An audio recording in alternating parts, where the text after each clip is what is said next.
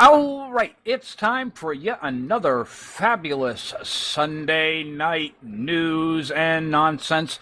I actually had the opportunity to toss a life preserver out to toss and catch him by the neck and reel him in to get him in on his show before his summer vacation ends. How you doing, Toss? How's your summer vacation? I feel good. Doing a lot of swimming. The summer up here in Ohio has been not as rainy as last summer, so I am enjoying it. That's why we're not doing as many shows in the summer, but I'm feeling good.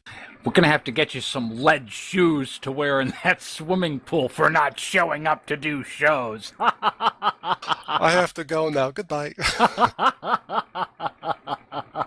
Security researcher explains security issues related to Windows 10 Linux subsystem at Black Hat. All right, there's something wrong with the title of this news article in that it is not a Linux subsystem. It is a GNU subsystem. Okay, so it's GNU software because you're not getting the Linux kernel, remember? It's just a GNU subsystem. Okay, Windows 10 includes a new GNU subsystem, which allows advanced Windows users to access some of the automation features Linux users take for granted.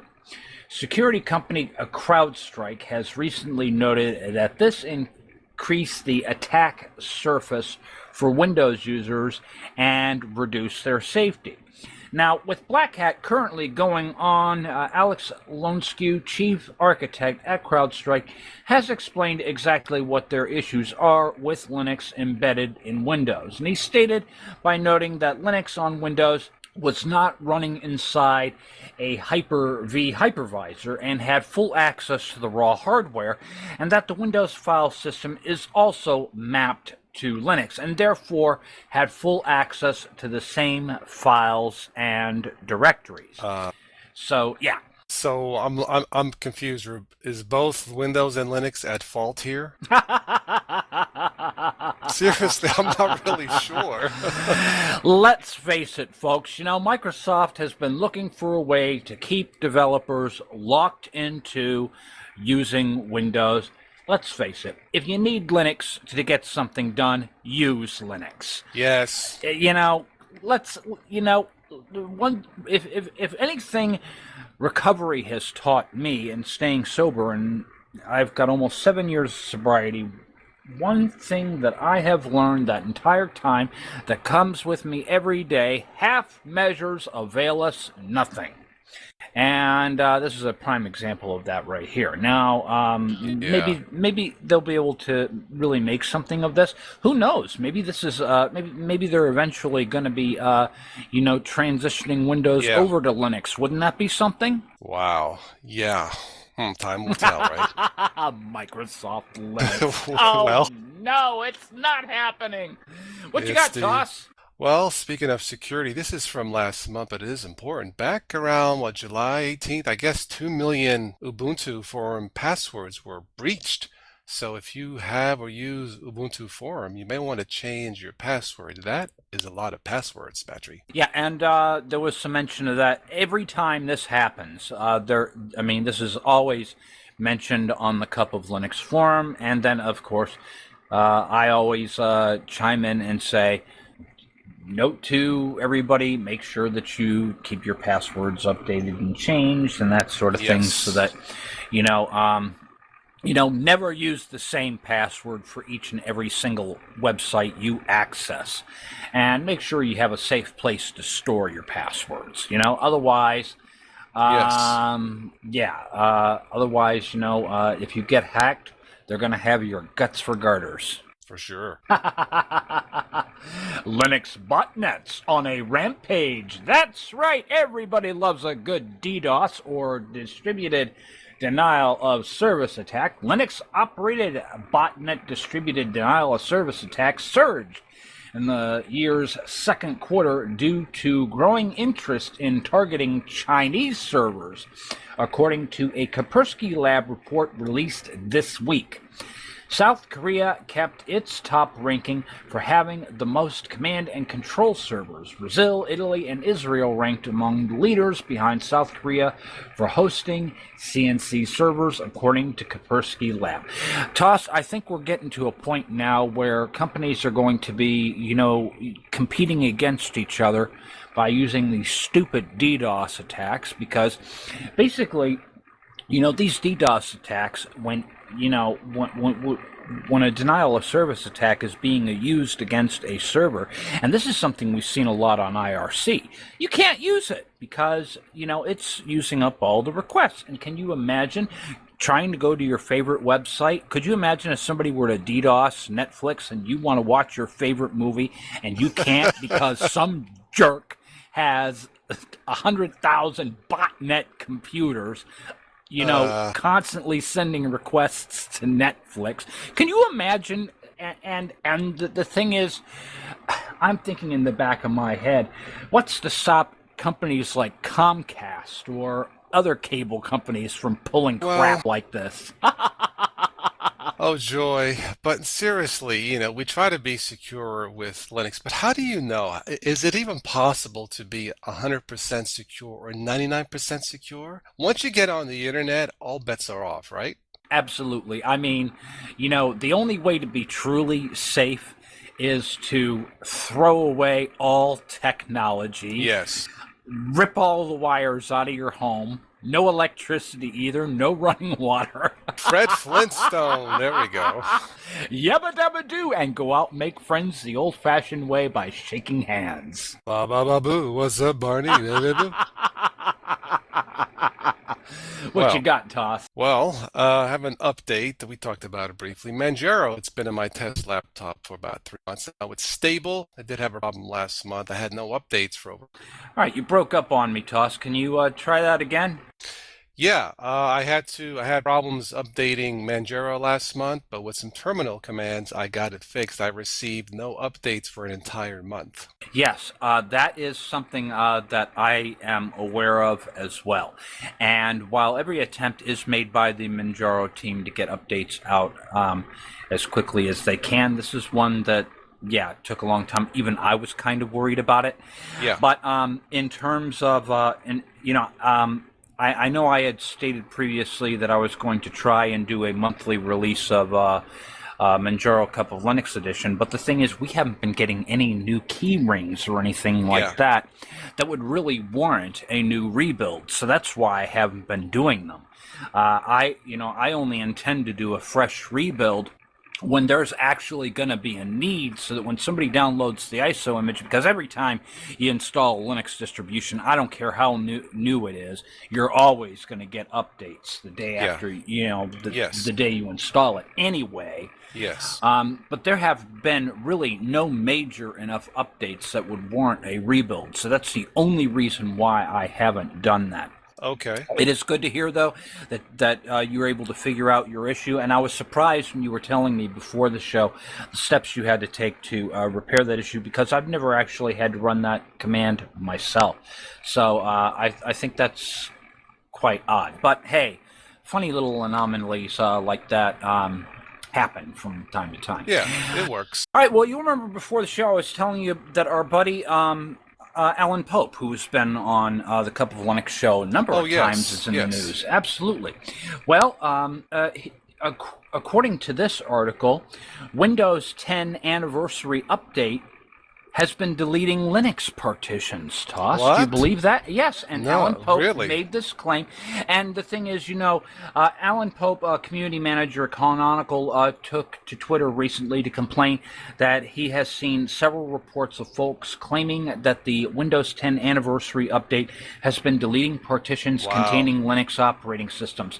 Now, you and I know he has been on our show, and he has been, our resident expert on Ubuntu, and he has never given us ever any reason to believe that he would spread misinformation like this. So, right.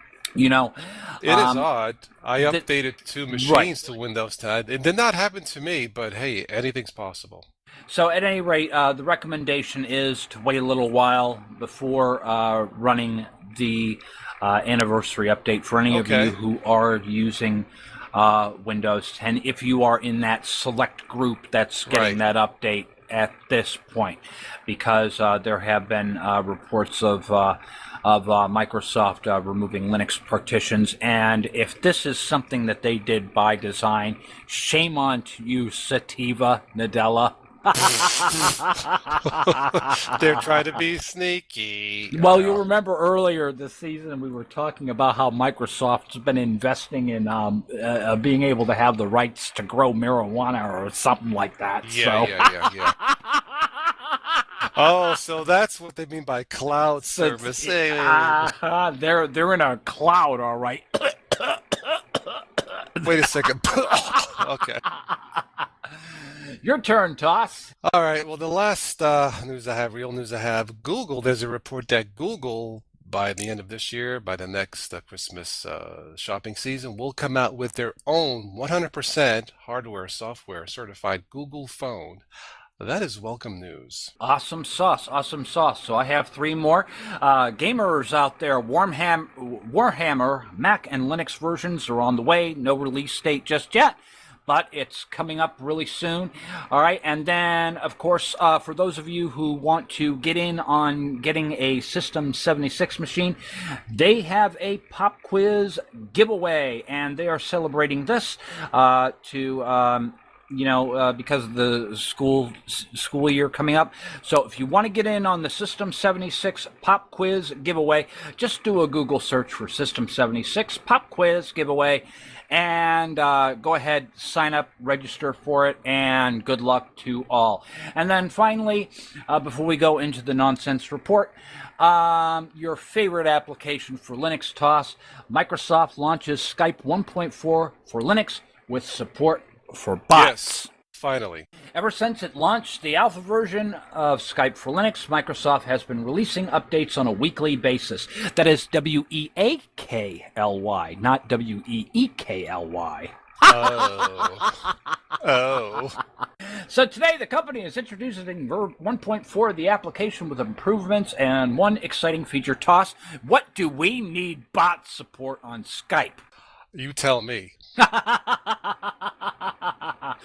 You have reached the SPX 2000 telepathic recording system. After the prompt, please think about the reason that you wish to contact me, and I will think about returning your call. I don't think so. Well, to be honest with you, I mean, I really don't trust Microsoft anyway. So, to be honest with you, I'm not even going to install this on my computer. I'm not going to try it. Don't care. I have not. The previous version of Skype, I use it rarely. It works for me, so I'm cool with that. Yeah. We will have a copy of it on Mom's computer, though, because she uses Skype too. Because we have family in Russia overseas, and it's the only way she gets to see my niece, her granddaughter, because they live out of state and everything. Although we're going to be leaving town next week because they're going to Clearwater. And so we're going to go across the state and spend some time with family over there. So it'll be nice to see family because I haven't been able to see them in a long time. Cool. But for the most part, for Mom to be able to have any interaction with family, it's through Skype. Now I got to work on ways to, motivate people to look at some of the free and open source alternatives out there, because really, we don't want the NSA spying on our the National Spatry Association. You're funny. Your turn, right. Toss. The nonsense time. Apparently, Fiat Chrysler Corporation is going to pay you to try and hack its vehicles. They are paying, Spatry, they are paying up to $1,500 to hackers who can successfully exploit any, vulnerabilities in its cars. So all I could say is, Spatry, there are going to be a lot of rich hackers coming up. Actually, it's funny you mentioned that because I was reading this week that Microsoft is doing the same thing. They're and so that's not really nonsense. This is serious business. You know, companies like, well, Microsoft can easily resolve that issue by open sourcing their software. Yeah, yeah. You know, but I think we have better odds of making ice cubes in hell than seeing that happen, right? But Yeah. this is serious business. They are Yeah. looking for people to try and reverse engineer software, and it's not just Microsoft. It's not just Chrysler. It's there are many other opportunities out there. So hackers unite, get out there, get on Google and do a search and see what you can, see if you can hack something and make a lot of money. Hell, There you go. yeah, Yeah. Oh, yeah. might as well, right? Oh, yeah. Okay, how Donald Trump created the worst week any candidate ever had. Surprise. Oh, goodness. I was watching some of the videos, and it's really funny. Even the president speaking out against him in a funny way. You know, well, for Donald Trump, last week has marked a fresh low in campaign history that's already sunk modern American politics to new levels. But unlike the GOP presidential nominees, previous naders, such as his call for a blanket travel ban on Muslim, or his false claim that the father of Texas Senator Ted Cruz was involved in the assassination of President John F. Kennedy, this week has actually hurt Trump's campaign. A lot of polls taken late this week show Democratic candidate Hillary Clinton leading Trump by double digits nationwide. The businessman even behind in deep red states like Georgia. So what happened? Well, the short answer, there was a family of a fallen soldier he insulted. Also, making remarks about people's babies crying in the audience, and also pooping on the party's top officials as well. Let's face it, he's a loose cannon. Everybody knows it. Everybody sees that. And, Speaking as a person who was born in New York, if you have a short fuse and you're from New York, you probably don't want to run to be president. Yeah. All right, here's something you might find funny. Olympic swimmer flips off dad before every race. And they're saying it was this kid's pop's idea. Love finger! Oh, jeez. Yeah, and it's got a piece of video footage. Apparently, before every race, Condorelli, age 21, flashes the middle finger at his dad. He looks at the camera, shoots the birdie, and does his race. So this is real stuff. Imagine that, but I don't know how well he. Okay, let's move on. Go ahead. In China, in one of Beijing's drive-through wildlife parks, Battery, a Chinese tiger swipes a Volkswagen Jetta's bumper. No, I mean literally swipes it, as in steals it. The tiger, with its mouth, rips off the bumper of this Volkswagen Jetta and takes it for lunch. And there's a video of it. I thought Volkswagen built cars and not like Legos. Wow. All right, here's another good one that I think you might find interesting. Sorry, Olympians, but this bizarre restroom activity is banned at Rio 2016. Is toilet fishing even a thing? Okay, so here it is. It says, please not throw toilet paper in the toilet, and they have some pretty ridiculous things. The stick figure, it's okay to put the bathroom tissue in the trash can, but not in the toilet. So, Toss, does that mean when you're done wiping, you have to put it in the trash can instead of in the toilet? So this is horse stable news. This is true. They actually got these signs up. They're showing somebody, the stick man positioned on the knees, worshiping the porcelain throne, and then they show somebody fishing in the toilet bowl, or yeah. What a crappy story. Oh, but they've got even more. I mean, they're showing they want you to sit on the toilet, not stand and make a deposit. Jeez. God. Okay, let's go back to some car nonsense. A Colorado bear locks itself inside a Subaru and then destroys it. Now, that's not the funny part. The funny part is like, hello, State Farm. Yes, I'd like to report a bear carjacking. Say what? That Yeah. almost sounded vulgar. This is a true story. A bear somehow got itself inside a Subaru. Maybe it likes Subarus, and it tore up the inside of the Subaru. Now the question is, how do you tell this to your insurance company? Yeah, I don't think they're going to want to pay off on that one. Yeah, right. Right. One more. Finally, your cat can protest Trump with butt jewelry. Oh, jeez.